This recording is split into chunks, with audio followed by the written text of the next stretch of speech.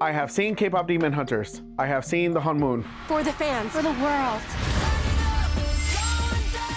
K-pop Demon Hunters, one of the best films to come out this year. The originality, the concept, the music, they're all top notch.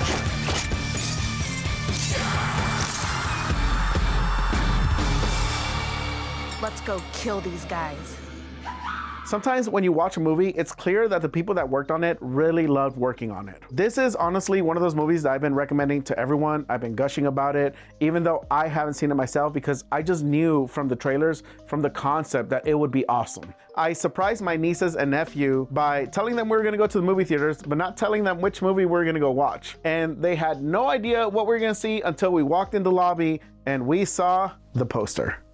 I don't know why it was there. Isn't it November 12th tomorrow? Huh? Isn't it November?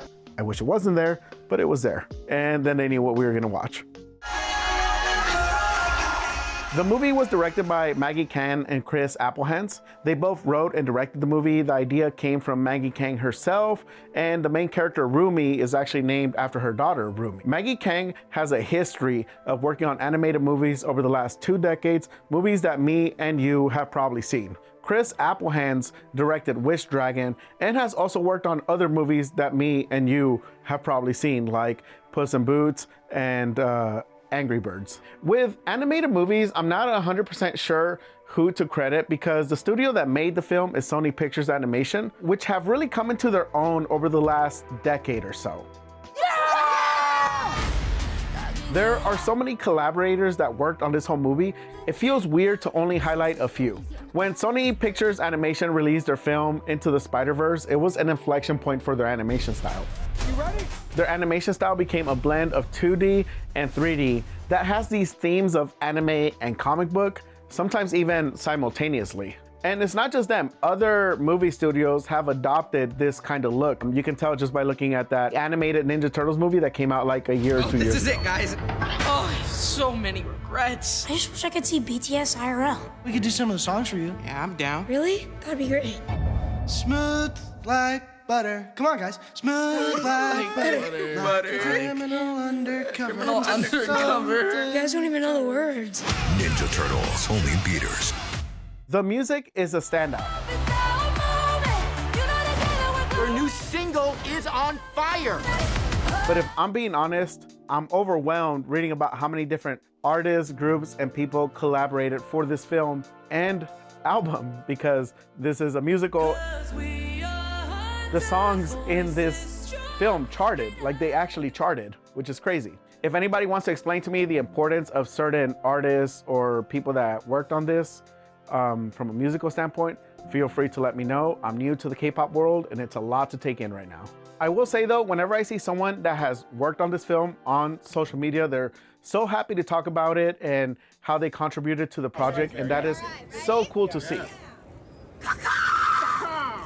It's awesome when you see people be like really proud of their work, you know? Here I am, patiently waiting for my cue. Yep, those are the beeps. Yeah! Yeah!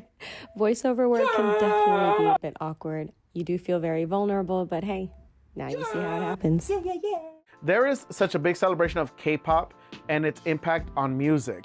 And watching this movie has gotten me to listen to some K-pop. I started listening a little bit twice to Blackpink, which I didn't even recognize. I've actually heard some of their songs in the past, as well as Les Seraphim, I think that's how you call them. They had an Overwatch collaboration.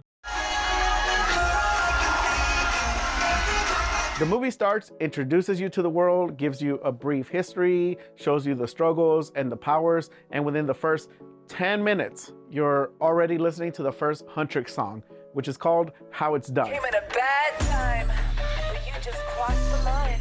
And How It's Done is my favorite Huntrix song. It's got some crazy bars in there. I think my favorite bar is when they say heels, nails, blades, mascara. Fit check for my napalm era. So good, so good. The song itself gives you some exposition on how cool Huntrix are, as well as some lore. This all happens within the first 15 minutes of the film. Like, the film is so well paced, so cleverly edited between the scenes and the cuts and the tracking shots. And it's cool because you get a behind the scenes view in an animated movie about music production, concert production, and slaying demons. The movie is 100 minutes long and it blows right past it. And it makes you want more when it's over. I haven't had a movie make me crave more like that in a while, where when the movie's over, like, I want more of it. Every song is so good. All the characters have thoughtful motivations for what they want and are placed in the correct environments to move the plot forward. It never feels like it's dragging or a single minute is wasted, and that's the best compliment that I can give to this movie. The jokes are so funny, the visual gags and the animation is so good. All the backgrounds are fun to look at and lend to the world building. Being aware of the songs, but not fully understanding 100% where they belong in the movie was also a fun experience, because as I'm watching the movie, it's like I'm trying to solve a visual and audio puzzle. Seeing how the songs were inserted into the plot was awesome.